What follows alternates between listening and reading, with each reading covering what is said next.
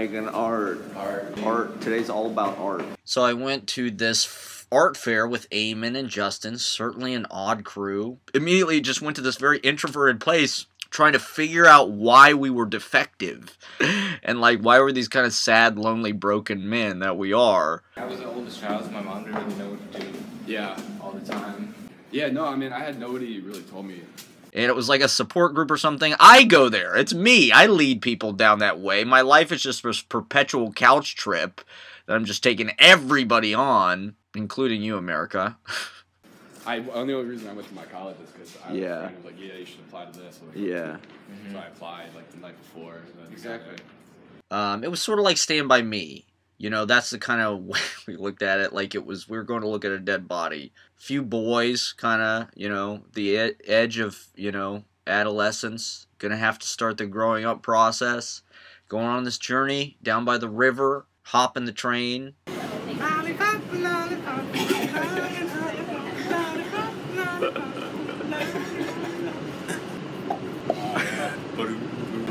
Yeah. It is on the good day. Yeah. That's why you can have these great artists and these great failures. Yeah. The first thing I did when I, like the very first day I came to New York was weather like this. Like the horizon is like where the Twin Towers is. Yeah. And you need those answers. I don't know. Those type of mistakes are tough to like fix if you make certain mistakes. Because my mom was flying solo after my dad died. Oh yeah. So like they were a good team of parents, but yeah. Like Alice where you can like They're just on a bus trip, on a ski bus trip. Oh yeah. I don't think she really knew me. Yeah. If I knew who she was. Alright, so we're just going. tell to somebody. Yeah. Like I couldn't say, oh, I'm mad because I saw like a bunch of people. Yeah. Like, like it just music was a big thing, and like making fun of kids and stuff.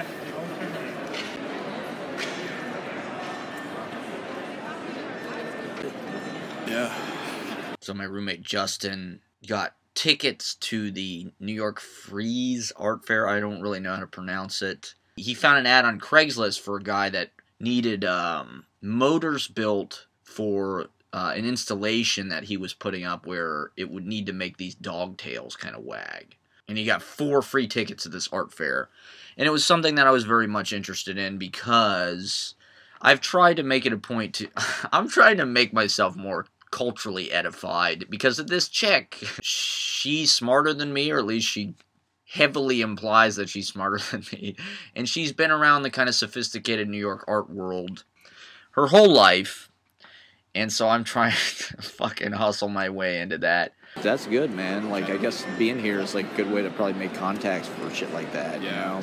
It's probably important to be in Brooklyn, too, you know? I don't do that, though. I don't know really... What? Like... mingle, and, like, I can, but then it feels fake, and then I don't know. I think, dude, that's what the parties are. Yeah, true. You know, like, it's just Facebook adding, you know what I mean? It's pretty much that simple. Like, if you introduce yourself to somebody and have a conversation with them, it can lead to an entire new world. This kind of freaks me out because it's like, you know, the art world. Yeah. And that's why I wanted to come, because I'm curious about it, you know, and like, I want to learn. Plus, I don't know, it just seems like I want to be near the newest ideas. And I thought this was going to be kind of a very cutting-edge exhibition of, you know, whoever was on the forefront of art. You know, I thought there would be, you know, really radical new things that would feed into my own work. And it was not at all about being on the forefront of ideas. It was just a big auction. It was like going to like a, you know, one of those horse exhibitions where they're all like, you know, jumping over hurdles and shit and like parading. You know, it was like being at the Westminster Dog Show or something. Like everybody there kind of looked like a Kardashian. It just looked like a bunch of rich collectors who were trying to, you know, buy culture. A lot of my emotional turbulence. It's like not at any. I thought I saw shoes Adidas. Yeah. But I did. But then when I went back, I instead preferred these Adidas like Mega store. something. Yeah. Like, yeah. believing in certain ideas. Yeah. Are their tails just supposed to be wagging all the time, or? Yeah. I don't know why. Dude, go fix it. Go get under the hood, I'm man. off the clock, man. I'm union. I'm done. Contract over. We are. Like It does feel like we're green screen in here. Right. You know. Right. This against the background. You know, there's something about looking at art and being descriptive about it. It just kind of aids you, you know, because the emphasis of the artist is already there. You know, nature is not really emphatic. You know, nature is pretty routine. You know, it doesn't exaggerate any elements that to sort of like give an implication of a meaning. You know, nature just is. Whereas when the artist kind of interprets it, they sort of provide this dysmorphia based on their own imagination, based on their own kind of like proclivities or inclinations, psychological dilemmas. You know, they'll exaggerate certain elements, you know, just through the medium. Translating it into a different medium causes them to sort of like work the materials and compensate for whatever their own shortcomings are through an artistic process that kind of like gives the raw material of the nature a kind of meaning. You know, it's tragic, it's comic, it's grotesque. Nothing looks like reality because you can't really get away with that. You know, like art has to be artistic. It has to be an interpretation, I guess. That's just something I struggle with the show constantly because am I just showing things how they are? You know, like I can't really interpret it through a heavy artistic lens other than just like the way that I remix sort of the events and provide commentary. You know, this I guess would be the artistic part. But even this is barely, I don't really preconceive what I'm going to talk about or anything. I just kind of ramble. It's very base level. It's very reality core. It's very norm core, if you will. It's basically just like hosting my own home movies. Upside down.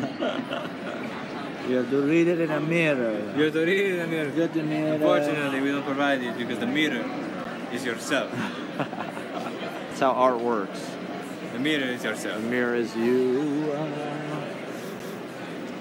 Everything is the mirror. Yeah. Hold on, let me get you guys through the prisons.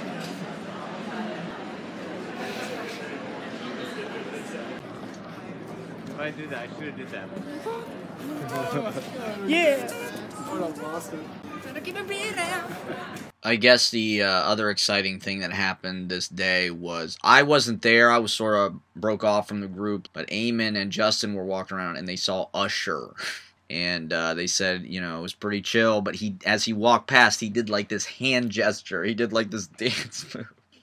So he did a little hand gesture. He did a little hand gesture. That's his name, me. Yeah. Like I said, he knew I knew that he was Usher. That was you guys saw the greatest piece of art at the whole thing. That's Nobody else even saw it. Fantastic. It's priceless. I don't know how you can You got a personal performance from Usher, man. Yeah, you would have to buy the Usher. That was the most valuable thing in there. Yeah, no doubt. That was $1 million right priceless. He gave that to me. Was it really Usher? Was it a hologram? I couldn't believe it. there. Yeah, it was I a like, hologram. that's my man Usher. Your man. Next time I see a famous person do anything, I'm just gonna mimic them. Yeah. Mirror them, actually. He did that, I should have been like that. Yeah. Yeah. Throwing it back at him. You caught it, Yeah, and like- you tossed it back. Yeah. Totally. I like this guy. I like this guy. What's your name, man? I like this guy. You're with me now. Yeah. I'm gonna follow you on Instagram. States on this box. Oh my Totally filled out. Oh look, we're back on this road again. Oh yeah. That's kind of nice. It's kind of like a little rural country road. As above, So below. so below. Look at these country club motherfuckers here, Niggas man. living it all. There it is, the 1% right there. 1%. I do love Randall's Island in the spring. Oh, it is so choice.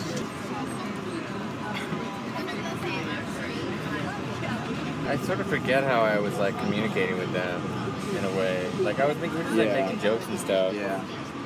But like the par, what was like joke worthy was like a different. Yeah, interesting. Oh, I see her clearly nibbling at the sapling. Gentle. A Taste of Home. This is a cigarette from New Jersey, as I was told. Oh yeah. What the guy said? To me from New Jersey. That's cheaper. Oh great, I'm from Princeton. Right. Me too. I'm from Princeton. This is the Stand By Me goodbye moment. Where we all break up and we all have to go become adults. I'm gonna write this story. Right. And then he hugged me. He was stabbed in the throat at a fast food restaurant. He died instantly. That's the wrong guy for a cigarette. To see a world in a grain of sand, and a heaven in a wild flower.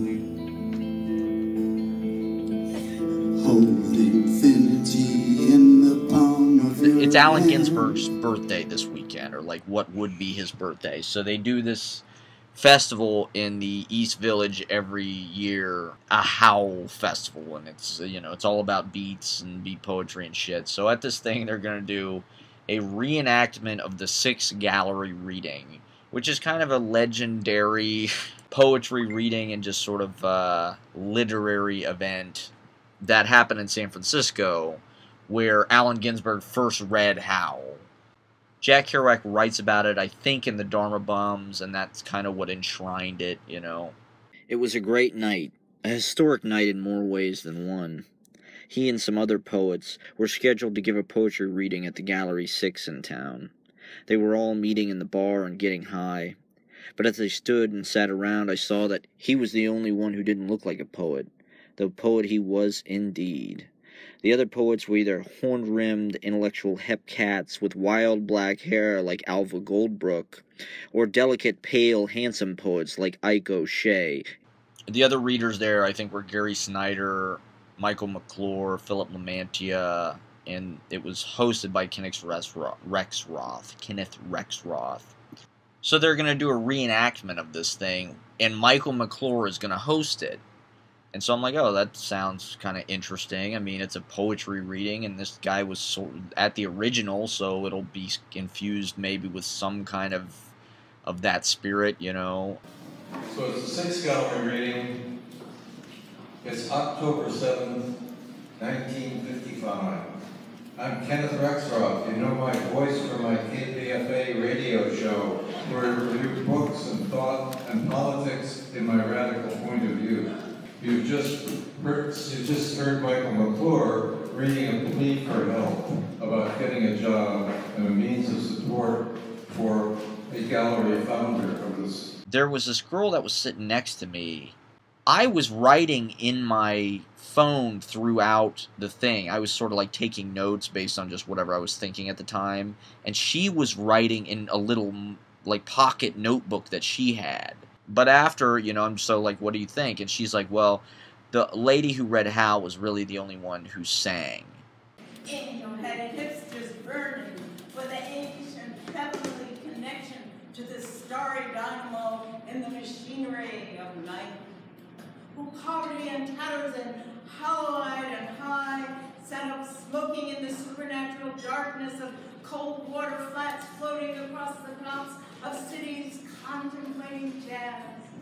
And as soon as she said that, I was like, whoa, you know, like, who are you?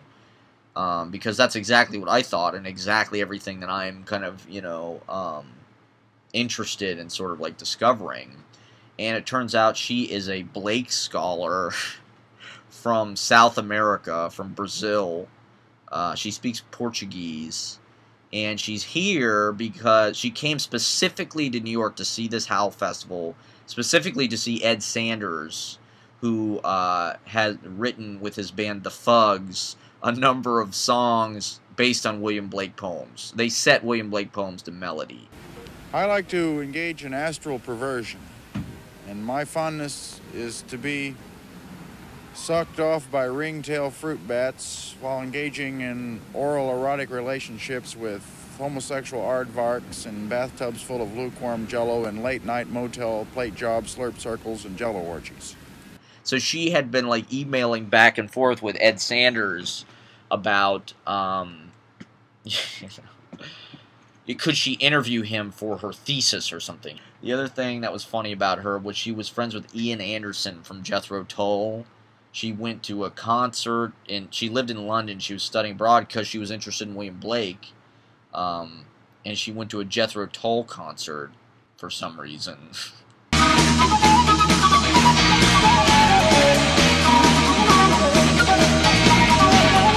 But she said that he came up and started talking to her, Jethro Tull, the fucking flute guy or whatever. And she became friends with him. And when they were in London, they were friends. They would go out to dinner. And she said that she couldn't afford to stay, like, she couldn't afford her rent or something because the state, like, cut her grant money or something. So the fucking dude from Jethro Tull, like, wrote her a check to get her to stay there. And they never hooked up or anything. It was not a sexual relationship. It was just, they were friends, you know? And I thought that was pretty cool. So, but there was also some aspect of her, like, wanting to attach herself to famous people. Or, like, you know, kind of intellectual older men who can connect her with this sort of, like, song tradition of William Blake. So this girl's, like, I can't tell if she's, like, crushing on Ed Sanders or Ed Sanders is, like, trying to fuck her or whatever. Late night motel, plate jobs, slurp circles, and jello orgies. But, like, me and her are kind of hitting it off, and it's kind of becoming, like, a date. After the 6 gallery reading, we go to Whole Foods. We're sitting there. We're talking about William Blake and shit. And, like, I feel like I'm learning a lot. Like, I don't have to try in a conversation with this girl at all. Like, we just have tons and tons of to talk about, you know? Like, we're just exactly... So after Whole Foods, there's this concert that the Fugs are going to play at. She's going to go to it because, you know, she's trying to interview Ed Sanders. And it's $20, and it's at the Bowery Electric, which is a few doors down from CBGB. So we're walking back to the Bowery, and we're out front, and there's fucking Ed Sanders right there, smoking a cigarette or something out front. And we're both sort of, like, dumbstruck. Because I've never really talked to a fucking celebrity before, you know, as extremely liminal a celebrity as Ed Sanders may be. You know, he's like New York famous. Suddenly we're just in a conversation with this guy. And she's sort of quiet. And Ed Sanders goes, we're going to play 3 Blake songs. He said we're going to play the one that's based on To See the... World in a Grain of Sand, and Heaven in a Wildflower, Hold Eternity in the Palm of Your Hand. I don't know. I don't know exactly the lines, but he couldn't remember what it was called, and I said Auguries of Innocence, which is what it's called. And he kind of looked at me like I smiled at him in kind of a prickish way. I did not mean it like, you fucking idiot. It's Auguries of Innocence, Ed Sanders, you dumbass. I just meant it like, hey, I'm cool too. I know about William Blake, and, like, let's talk about it, you know? But then I kind of stalled out. He kind of looked at me in a weird way. He looked at me. He kind of looks like Santa Claus in a way. Kind of looks like Colonel Sanders. But he has just got the coolest hair in the world, man. He's got this great kind of swoop of hair that's kind of just like a dollop. Or, like, whipped. It's just perfectly topiary. He's got this great bushy mustache and these big kind of, like, goldfish bowl glasses. And he looks out at me kind of like this. Like, out from the side, you know? And, like, it's sort of magnified by, like, how big his fucking glasses are. And, he seemed, like, kind of scared of me or something. Like, he was trying to have this, like, very... talk to this girl about William Blake because she's like this beautiful, like, 24-year-old fucking Brazilian woman that, like, wants to talk about William Blake. And here I am, this sort of, like, upstart crow, fucking know-it-all prick. I started to talk about the rain a little bit just because it was weather, and it's something everybody can talk about. That didn't go anywhere. So I thought about asking him about the gig because I'm a musician. We could have started talking about that. But I just didn't say anything. I clammed up, you know? And so Ed Sanders, like, puts the cigarette and he goes, well, I better get back inside to, you know, do the sound or whatever. And, like, it was clear he didn't need to go back inside. It was just, like, the vibe was weird, you know? So I kind of blew it for this chick and Ed Sanders. Like, I kind of cock-blocked Ed Sanders a little bit. The Auguries of Innocence, the poem that begins to see a world in a grain of sand and a heaven in a wild flower.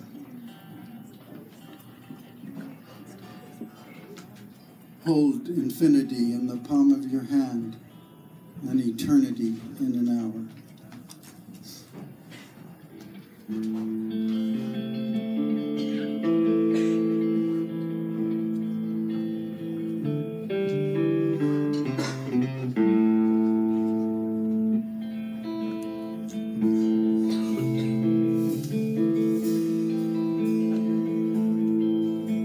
To see a world in a grain of sand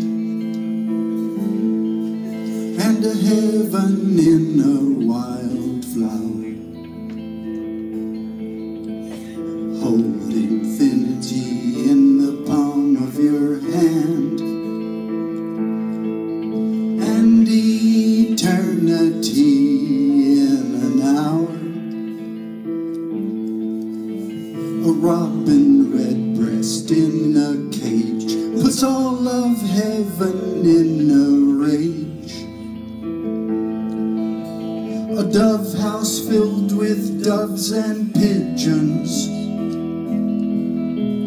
shudders hell through all its regions. Over, let us be true to one another. Let us be true, let us be true, let us be true to one another.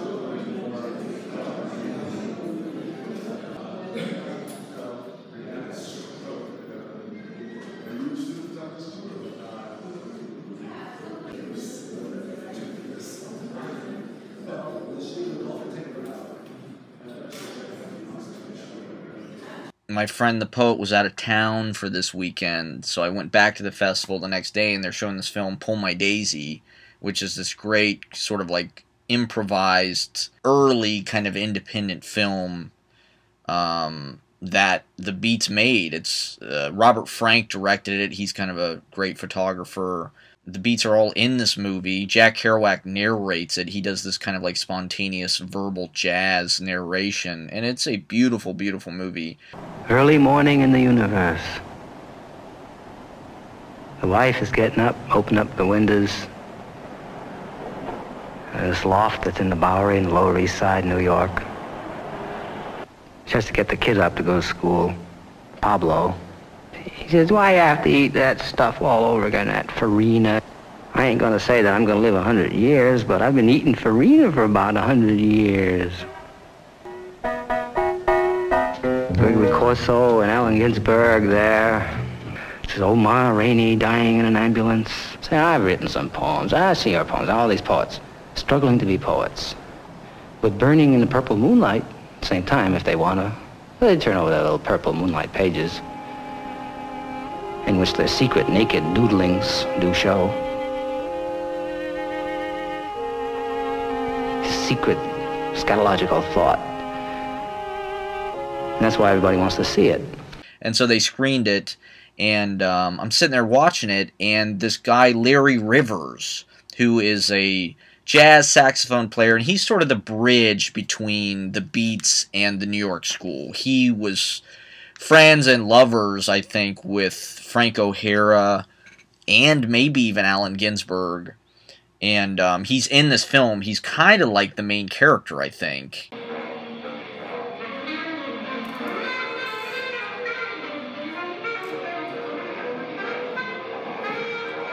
And coincidentally, my friend the poet actually lived with Larry Rivers in his loft on 14th Street when she was a kid. Her parents were like friends with him. And they needed a place to stay, so like Larry Rivers let them kind of live in their loft. And I think Allen Ginsberg had even lived in this building too. And oddly enough, in a weird little piece of coincidence, the famous film director Wes Anderson lives in Larry Rivers' old apartment. I know that because before I moved to New York, probably like 10 years ago, you know, I was such a Wes Anderson nerd and like so obsessed with New York City sort of from afar that I Googled where he lived, you know, just so like when I got here, you know, like I could sort of just like knock on his door or just like come and look at it or something, just be like, wow, there's Wes Anderson's house. And it, you know, Gothamist or some kind of website had like the exact real estate information for like Wes Anderson's kind of like exact address and the whole history of it, about how it was Larry Rivers' apartment before that. And so I wrote a letter to this place, to Wes Anderson, like when I was, you know, just out of college or whatever, sort of just like a fan letter, you know, sort of, you know, in my own kind of like intrusive way, sort of like maybe asking for like an internship or something. But I mailed a letter to this address, you know, where she had lived and Larry Rivers had lived, and where Wes Anderson now lived. And when I first moved to New York, I would come, and it's above this McDonald's. You know, it's really like kind of just like, you know, it's weird to think that like famous people kind of live among us and they have to use the kind of same streets that we do. And I would go and I would look at this building. It's above a McDonald's, you know, and just kind of like stare at it longingly. There's a little kid in this movie. So when she was a kid, she was kind of afraid of Larry Rivers, she said. She said she called him Scary Larry. So I'm sitting there watching this Pull My Daisy movie, and there's this little kid in the movie, and it sort of like took me right to her, you know, thinking that it was sort of a glimpse into what her life may have been like. Up